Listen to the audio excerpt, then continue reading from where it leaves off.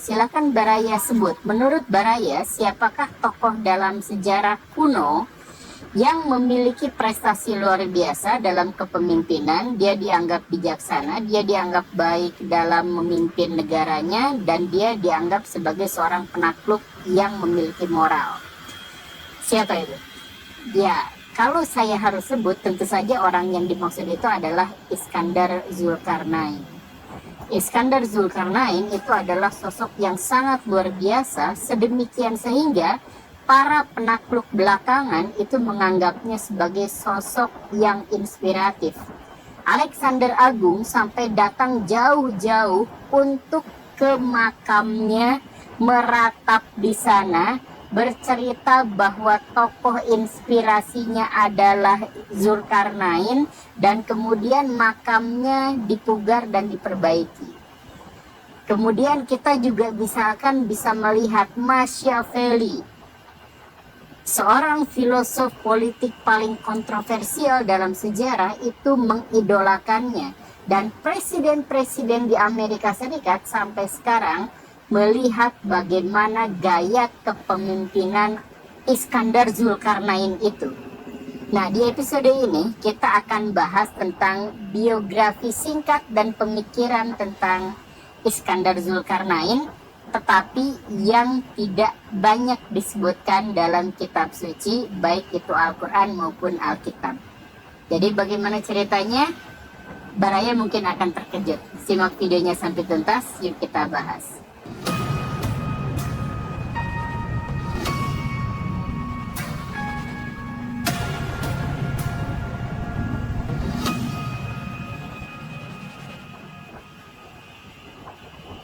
Suatu kali di dataran Persia ribuan tahun yang lalu, hiduplah seorang raja yang namanya Astyages. Dia adalah seorang raja yang besar dengan bentangan wilayah yang sangat luar biasa.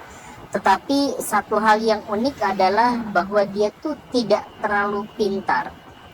Satu waktu dia tidur, dan dalam tidurnya itu dia bermimpi bahwa kekuasaannya akan digulingkan oleh cucunya sendiri.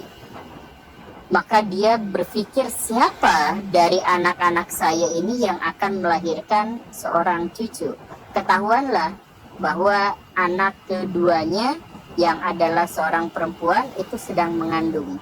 Maka Astyages kemudian mengirim seorang pasukan elit bernama Harpagus untuk menguntit anaknya itu, dan nanti ketika lahir si anaknya itu harus dilenyapkan. Harpagus awalnya setuju dengan itu karena bagaimanapun dia harus berhikmat kepada rajanya. Tetapi ketika misi itu dijalankan dan dia melihat anak yang baru dilahirkannya itu begitu lucu, polos, dan tidak berdosa, Harpagus terbawa pada narasi-narasi kemanusiaan dalam benaknya. Maka dia berpikir, saya tidak mau melakukan hal seperti itu, pembunuhan keji terhadap bayi yang bahkan belum mampu melakukan apapun. Maka Harpagus justru malah mencari anak bayi yang baru dilahirkan dalam keadaan meninggal. Dia cari keliling kota dan akhirnya menemukan, kemudian menukarkan anak yang memang lahir dalam situasi meninggal itu untuk diberikan kepada Astyages. Nih Pak, saya sudah berhasil membunuh anak itu. Wah, terima kasih Harpagus, kamu memang sangat luar biasa. Sejak saat sekarang kamu gajinya dinaikin, pangkatnya dinaikin, kamu jadi komandan utama dalam pasukan saya. Oh, terima kasih Pak. Padahal Harpagus sendiri itu sudah menyelamatkan si bayi itu ke sebuah kawasan peternakan yang besar di kawasan selatan. Anak kecil itulah yang kemudian diberi nama Iskandar Zulkarnain. Nah, Iskandar Zulkarnain itu aman, hidupnya tentram, damai, dan baik-baik saja sampai usianya 10 tahun. Di usia 10 tahun itu, dia berkonflik dengan anak seorang bangsawan, dan dia melawan bangsawan itu. Maka bangsawan itu kaget, bagaimana caranya anak dari peternak kok berani-beraninya ngelawan bangsawan sampai segininya. Ini mentalnya pun ini bukan mental peternak, bukan mental petani, bukan mental orang sudra. Ini kuat sekali. Ini kayaknya anak dari pemimpin besar. Maka diwawancara setelah begini begitu dilaporkan kepada Astyages. Dan akhirnya Astyages itu sadar bahwa anak itulah ternyata cucunya. Jadi cucunya tidak mati dibunuh, tapi dia diselamatkan oleh Harpagus, komandan militernya sendiri. Maka dalam kemarahan yang sangat luar biasa, Astyages langsung manggil, Harpagus, ayo kita makan malam bareng-bareng yuk sama saya. Makan malam ditraktir. Makanannya apa? Makanannya enak luar biasa. Daging. Setelah Harpagus kenyang dan nyaman, aduh makasih Pak, ini santapannya enak. Ini silahkan bawa makanan penutupnya. Ketika dihidangkan makanan penutupnya itu adalah, saya mohon maaf ya, agak gor, tapi kepala, tangan, dan kaki dari anak Hespargus sendiri.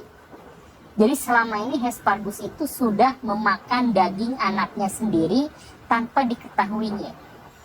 Astyages bilang, ini adalah hukuman gara-gara kamu mengkhianati saya. Gara-gara kamu justru malah menukarkan bayi yang harusnya kamu bunuh. Hespargus pada waktu itu tidak punya pilihan, dia hanya mohon maaf, nangis-nangis, dan berjanji tidak akan melakukan hal itu lagi. Dan dimaafkan karena bagaimanapun sudah memiliki jasa yang besar. Akhirnya dimaafkan, dan kemudian ketika Astyages melihat Zulkarnain, dia juga tidak ingin jadi membunuhnya karena si anak itu tuh jelas memiliki jiwa kepemimpinan yang kuat sejak kecil gitu. Jadi ini kalau misalkan sudah besar, mungkin dia justru akan menjadi seorang komandan militer yang sangat hebat, menjadi pemimpin yang bagus. Akhirnya dibiarkan. Nah, itu kebodohannya. Maka seiring berjalannya waktu, Zulkarnain semakin lama semakin besar, dan dia berkomplot dengan Hespargus untuk justru memberontak pada kakeknya sendiri. Sebuah ramalannya ternyata terbukti, tetapi yang tidak terbukti adalah sebenarnya Hespargus tidak dibunuh setelah itu.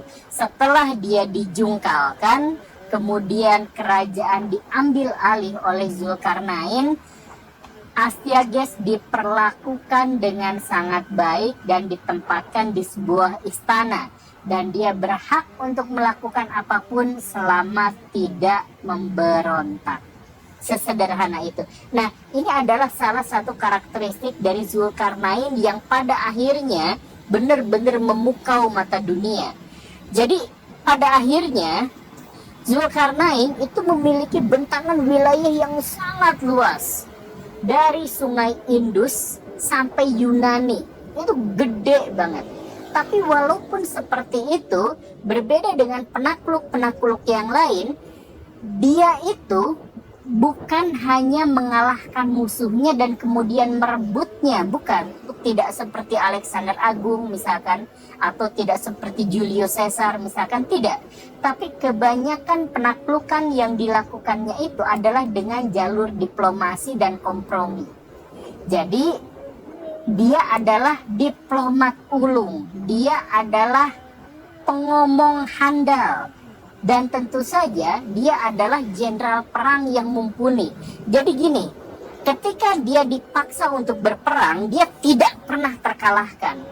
Tetapi pada umumnya dia tidak mau menaklukkan musuhnya dari jalur peperangan. Lebih baik tukar menukar kepentingan, transaksi kepentingan, atau bahkan juga mungkin menikah. Yang paling penting adalah kita membangun kerjasama yang solid, yang baik. Dan karena itulah maka bentangan wilayah kekuasaan yang sangat besar itu tidak pernah ada pemberontakan. tidak seperti orang-orang lain yang disebut the great gitu. Itu kan banyak pemberontakan karena dengan kekerasan. Kalau ini sama sekali tidak ada peperangan, tidak ada kekerasan. Orang-orang Amerika Serikat kemudian mencatat ada 5 karakteristik yang khas yang dimiliki oleh Iskandar Zulkarnain ketika dia memimpin negaranya. Yang pertama, Zulkarnain bertanya kepada ayahnya, "Ayah, kira-kira apa yang membuat rakyat akan setia kepada rajanya?" Kata si ayah, "Apa menurut kamu?" Lalu Iskandar Zulkarnain mengatakan, "Rakyat akan setia kalau rajanya memberikan hak individu kepada setiap warga negara. Ketika warga negara itu egonya terpenuhi, kepentingan-kepentingan, kebutuhan-kebutuhannya terpenuhi secara pribadi, maka dia akan sumpah setia kepada pemerintahnya." Nah, inilah yang kemudian menjadi pelopor dari hak asasi manusia dan gerakan demokrasi dan diterapkan sampai saat ini. Makanya saya katakan bahwa Presiden Amerika Serikat itu mustahil tidak pernah baca pemikiran-pemikirannya Iskandar Zulkarnain, karena satu fokus yang paling utama adalah ketika Zulkarnain itu ditanya bagaimana caranya untuk mendapatkan kesetiaan, loyalitas dari rakyatnya, maka dia katakan si pemimpin itu harus mengakomodasi semua kepentingan-kepentingan ego per pribadi, kebutuhan-kebutuhan setiap orang agar terpenuhi. Itu rumusan yang pertama. Kemudian yang kedua, seorang pemimpin jangan pernah berjanji sesuatu yang tidak akan dipenuhinya.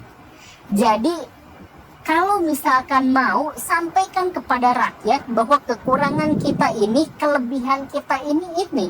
Jangan sampai cuman omon-omon nanti kita akan ginikan gratis, kita akan gitukan gratis, kita akan beginikan dan sebagainya. Jangan janjikan sesuatu yang tidak bisa dipenuhi oleh dirinya sendiri. Karena sebagai seorang pemimpin, prinsip dasar dari kesetiaan itu dimulai dari kepercayaan publik padanya. Dan kepercayaan publik pada seorang pemimpin dimulai dari pemimpinnya sendiri yang kata-katanya bisa dipegang. Kalau pemimpin itu menjanjikan sesuatu yang tidak bisa dipenuhinya, maka konsekuensinya cuma satu. Dia menjanjikan sesuatu yang tidak bisa dipenuhinya, berarti dia adalah pemimpin yang lemah, yang untuk menjadi pemimpin mendapatkan legitimasi dan pengakuan terpaksa harus berbohong dan mengiming-imingi. Kalau dia untuk jadi pemimpin aja dia harus mengiming-imingi, berarti dia bukan jadi pemimpin yang adil, dia bukan pemimpin yang sesungguhnya. Maka jangan pernah memilih pemimpin yang cuman omon-omon. Jangan memilih pemimpin yang cuma bisa menjanjikan sesuatu yang tidak bisa diwujudkannya. Itu kata Iskandar Zulkarnain. Kemudian yang ketiga, jangan pernah bikin kasta. Nah ini, sampai detik ini, Iskandar Zulkarnain oleh profesor-profesor barat itu disebut sebagai pelopor hak asasi manusia. Salah satunya adalah dia katakan di zaman dulu loh, di zaman dulu tuh semua orang berkasta gitu. Tapi cuman dia raja, tapi menginginkan supaya jangan ada kasta. Dia katakan, bagaimana cara menghancurkan kepemimpinan ketika pemimpin itu memiliki jarak, memiliki kesenjangan status dengan tentara-tentaranya. Kalau misalkan sudah ada kasta bahwa saya lebih tinggi daripada kamu dan sebagainya, maka negara itu pasti akan hancur. Dia katakan kasta itu ada hanya dalam garis komando. Tetapi di luar garis komando, kepemimpinan itu harus sejajar, seirama, beriringan dengan rakyatnya sendiri. sangat demokratis kan, luar biasa. Makanya ini jadi panutan. Kemudian yang keempat, kalau jadi pemimpin, maka dia tuh real pemimpin. Ngerti kan Baraya, real pemimpin? Kalau berperang ya dia harus tampil paling depan, bukan paling belakang. Bukan dari belakang jauh ngomando, ayo maju ke sana ke sini, bukan. Kan dia bisa memimpin, artinya dia punya inisiatif yang lebih, dia punya kekuatan lebih. Rakyat mengangkat dia pemimpin karena rakyat membutuhkan supaya ada yang menunjukkan jalan. Dan bagaimana cara menunjukkan jalan? Ya di depan tampilnya. Jadi ketika perang, ketika berdiplomasi, ketika berhadapan dengan tanggung jawab yang besar, pemimpin itu menempatkan dirinya di barisan terdepan. Bahkan di antara barisan terdepan, yang terdepan. Bukan hanya kalau seminar dia ada di VVIP di barisan paling depan, bukan. Tapi dalam masa-masa tersulit dia harus ada di paling depan. Karena itulah karakteristik dari pemimpin yang sesungguhnya. Kemudian yang keempat, ini kata-kata dari Iskandar Zulkarnain, yaitu harta kekayaan yang dimiliki oleh pemimpin itu harus dibagi secara dermawan kepada masyarakat yang membutuhkan. Jangan sampai ada akumulasi kekayaan pada satu individu, apalagi pada pemimpinnya. Itu tidak boleh. Itu akan menghancurkan moralitas dari bangsa itu, dan itu akan membuat kepemimpinannya tidak akan bertahan lama. Coba Baraya cek dalam 5 poin pikiran itu Alexander Agung itu melampaui zamannya. Bahkan di zaman sekarang pun gak akan ada pemimpin yang sepenuhnya bisa melakukan seperti ini. Tapi ini hidup di zaman kuno, di zaman perbudakan, di zaman kasta, di zaman perang dan penjarahan. Beliau mengatakan seperti ini, dan luar biasanya apa? Beliau justru menjadi pemimpin terbesar di zaman itu dengan bentangan wilayah paling luas. Dan ini adalah pemimpin pertama dengan bentangan wilayah lebih dari 5 juta kilometer persegi. Gak ada sebelumnya, itu gak ada. Dan sekali lagi ya, ini bukan cuman omon-omon. 5 hal yang barusan itu tercatat beliau yang memang ngomong seperti itu. Dalam silindernya yang terkenal itu, silinder Keros gitu ya. Tetapi kita bisa melihat bahwa tindakan-tindakannya juga memang seperti itu, bukan cuma kata-kata. Misalkan ini yang kemudian diabadikan dalam kitab suci. Dia satu kali datang ke sebuah wilayah lautan tempat matahari terbenam tetapi lumpurnya hitam. Para sejarawan mengidentifikasi itu adalah laut hitam, karena laut hitam itu kan lumpurnya memang hitam gara-gara endapan zat kimia tertentu di sana lah. Nah, Zulkarnain itu di sana menemukan ada masyarakat yang berbahasanya sangat asing, tidak dikenali, dan mereka itu sedang curhat kesulitan karena harus diteror oleh subspesies manusia yang disebut sebagai Ya'juj Ma'juj atau Gog Magog. Itu brutal, jahat, dan kami tidak memiliki peluang untuk menang melawan mereka, tapi mereka tuh menteror kota kami terus. Bagaimana? Kata warga kota itu, warga negara itu, Zulkarnain, please, saya berikan harta kekayaan saya berikan tahta raja saya kepada Anda, tapi selamatkan saya dan rakyat saya. Kata Zulkarnain apa? Oke, selesai, fine, deal. Akhirnya akses keluar dari subbangsa yang aneh itu ditutup pakai benteng yang sangat tinggi dan tertutup rapat. Kemudian setelah itu, kamu tetap jadi raja di sini, kamu tetap berkuasa atas rakyat kamu, saya tidak ngambil bayaran apapun. Saya melakukan ini hanya sekedar menolong kamu. Nah, Simpel kan? Dan akhirnya apa? Si raja itu justru malah menjadi bersimpati dan sumpah setia padanya, walaupun dia tidak diambil kerajaannya. Atau contoh lain, ini dicatat dalam Alkitab, dalam Perjanjian Lama. Baraya tahu kan orang-orang Yahudi? Orang-orang Yahudi itu sempat dibantai, dihancurkan, dan diperbudak oleh orang-orang Babilonia. Babilonia itu kerajaan yang sangat besar. Tapi berhadapan dengan Zulkarnain itu dihabisi dalam sekali perang. Jadi kejeniusannya dalam perang itu sama hebatnya dengan kemampuannya dalam berdiplomasi. Kalau bisa dia diplomasi, tapi kalau misalkan tidak, ya udah perang. Perang melawan Babilonia, sekali perang di pinggir sungai Efrat, itu langsung Babilonia dikalahkan. Dan setelah dikalahkan, apa? Tidak ada pembantaian, semua rakyat selamat baik-baik saja, tidak usah ganti identitas, tidak usah ganti agama, tidak usah ganti kewarganegaraan, tidak usah ganti apa-apa. Saya menghancurkan Babilonia hanya gara-gara rajanya lalim. Sederhana itu. Dan orang Yahudi, kalian diperbudak, mulai dari sekarang kalian boleh bebas lagi menjalankan ibadah kalian masing-masing. Kalian punya istana, kalian punya kuil, kami bangunkan lagi. Jadi akhirnya apa? Orang-orang Yahudi, orang-orang Sabean, orang-orang penyembah berhala apa segala rupa, kalian hidup bebas di sini tanpa ada rasa takut.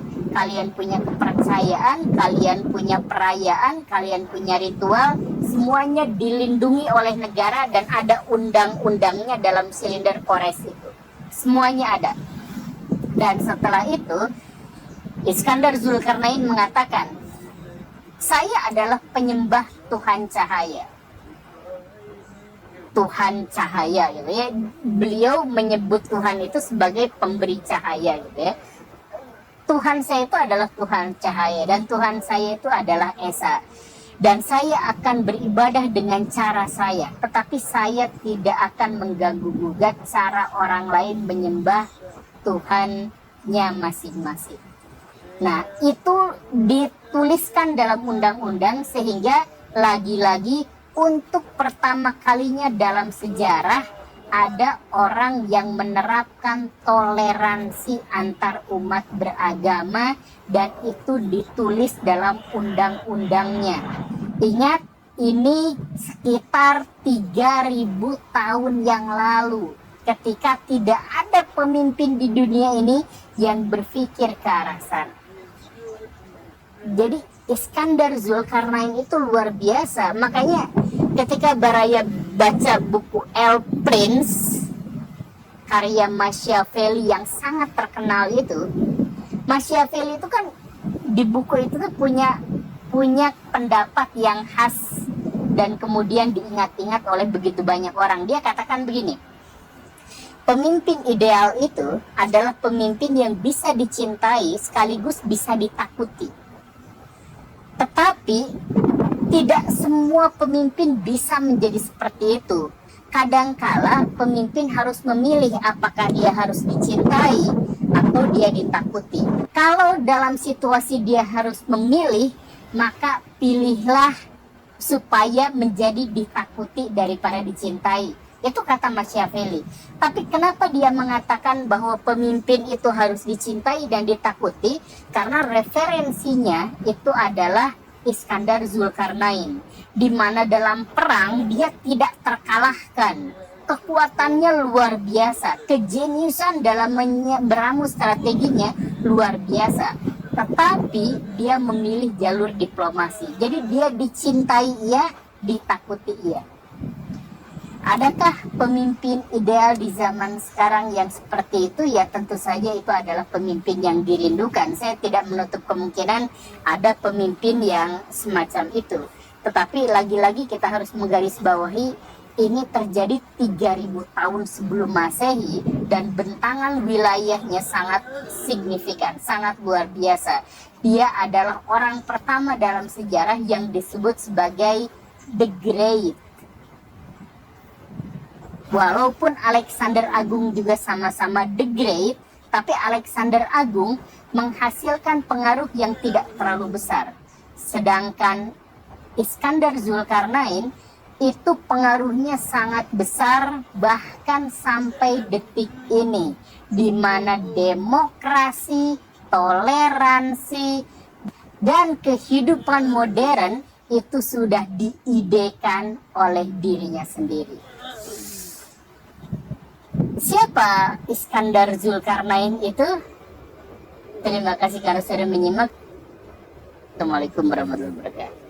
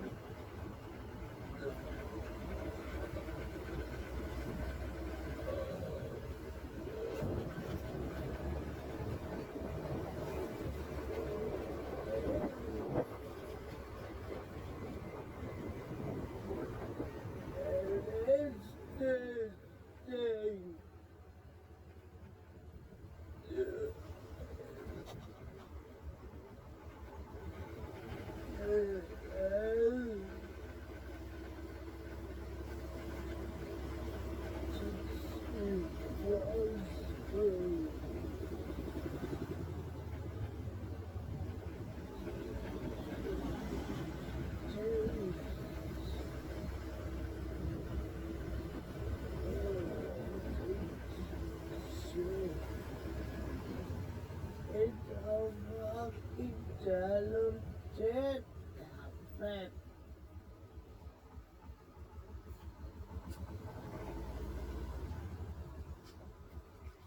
Hem Zuguku